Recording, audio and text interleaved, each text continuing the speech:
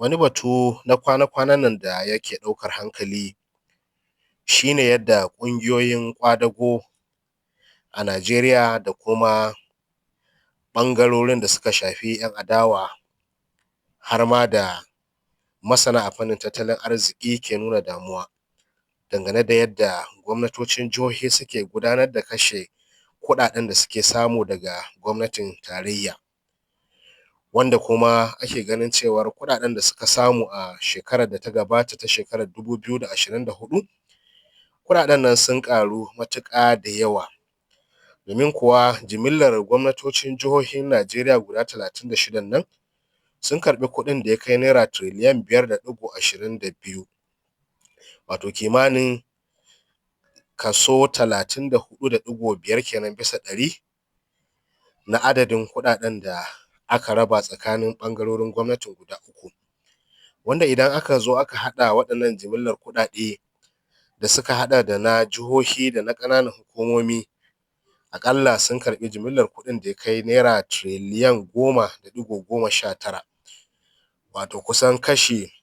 67 kenan da ɗigo uku bisa ɗari na adadin kuɗaɗen da aka raba. Kuma a wannan shekara dai za a iya cewa kuɗaɗe sun ƙaru sosai fiye da duk yadda ake ma tsammani, tunda kusan abun da ya ƙaru akan adadin abun da aka raba a ɓangarorin daban-daban ya kai naira tiriliyan 4.99.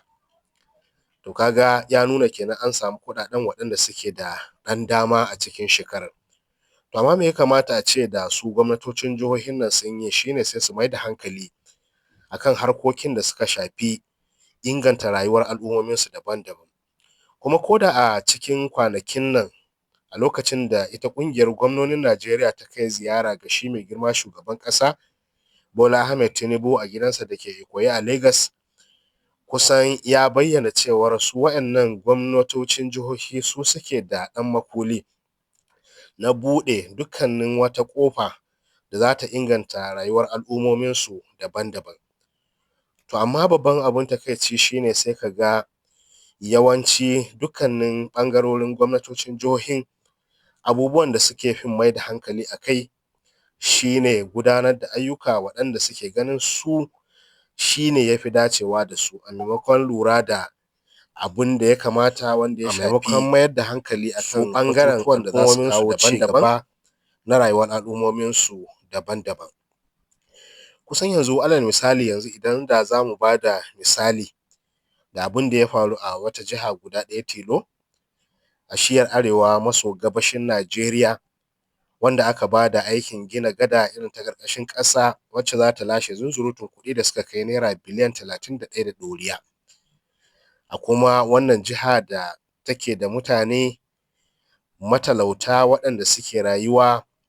hannu baka hannu ƙwarya. Kuma idan aka duba za a ga cewar hatta ma batun maganar da aka yi na rage cunkoso a kan wannan hanya, za a iya cewar tun bayan da aka ƙara kuɗaɗen man fetur wato aka cire tallafi, kusan dukkanin yawanci jihohi ma akan samu raguwar ababen hawa sosai. Don haka babban dai abin buƙata shine shi ɓangaren shugaban ƙasa ya ƙara azama wajen ganin cewa an ci gaba da faɗakar da mutane saboda su fahimci cewar kowane ɓangare na gwamnati yana da rawar takawa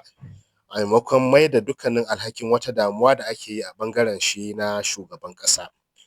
To da aka yi haka aka kuma yi aiki tuƙuru tsakanin dukkanin masu ruwa da tsaki, su gwamnoni suka juyo suka fuskanci talakawansu, shugaban ƙasa shi kuma ya sa ido sosai akan abubuwan da suke gudanarwa, al'ummomi kuma da masana su ma suka ci gaba da fashin baƙi, to haƙiƙa za a iya samun yalwa da kuma kyautatuwar rayuwa a cikin wannan shekara da muka shiga ta shekarar 2025, wanda wannan shi zai inganta rayuwar al'umma yadda ya kamata. Sunana Yusuf Ishaq Baji, nake cewa mu kasance da ku a wani sharhin idan Allah ya kai mu. Wassalamu alaikum.